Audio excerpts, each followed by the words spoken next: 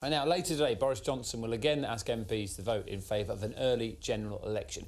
If he gets his way, there'll be a vote before Christmas. So how likely is it that we will be heading for the ballot box? Joining us now from Westminster is Maddy Thimont Jack from the Institute for Government. Morning to you. Thanks so much for joining us. And I know you're an expert on all of this. So just let's take it through step by step, really. There was a vote last night. There's going to be another one today. What's the difference? Yeah, so last night Boris Johnson tried to pass an early election motion under the Fixed Term Parliaments Act. Now that would have required 2/3 of all MPs, so 434 MPs, to vote in favour of that. And if they had passed it, he would have been able to set an election date when he wanted, although he did say that it was going to be on the 12th of December. Now he wasn't able to hit that sort of magic number last night. So today what he's going to do is try and bring in a new bill, so a new law, to sort of override the terms of the Fixed Term Parliaments Act to set a specific election date in law. So the 12th of December is still what he's aiming for. And that would just require a simple majority in the House of Commons to pass that bill. Next question, will he get that majority? What are your thoughts?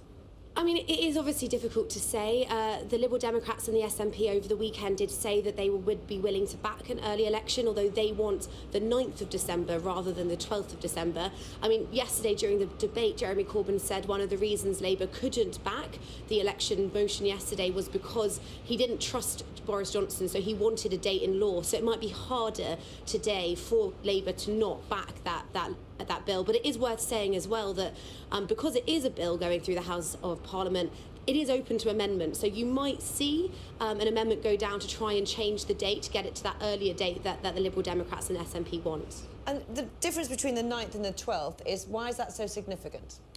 So one of the reasons that the Liberal Democrats and the SNP want the 9th of December is because that would require Parliament to be dissolved at the end of this week, so that there wouldn't be any time for Boris Johnson to try and pass his Brexit bill, so that withdrawal agreement bill needed to implement the legislation. I mean, there's also been a bit of a debate about whether there'll be fewer students around on the 12th of December, so they won't be voting in their sort of university towns, although I think that's only actually applies to a few universities, so I'm not quite sure how much that would actually impact things. So this is sort of why the tussle has come about, because if it was the 12th of December, then Parliament would only need to be dissolved next Wednesday, the 6th of November. So, as I say, there's this concern that he might bring back his Brexit legislation, although obviously he would still need a majority to try and pass Brexit before that date. And I suppose we know that the 31st deadline is will now pass, but I suppose what the next question will be, is there a deadline as to which we'll have an election? You know, they have to put something through Parliament so we can have an election before Christmas.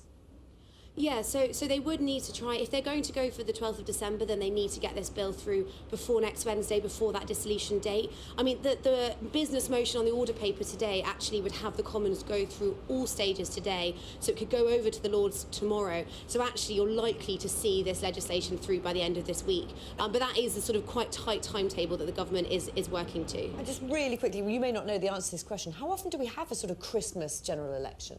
I think the last time it was in the early 1920s, so it is very unusual. And actually going for the 9th of December, that would also be sort of a Monday general election, which is also really, really unusual.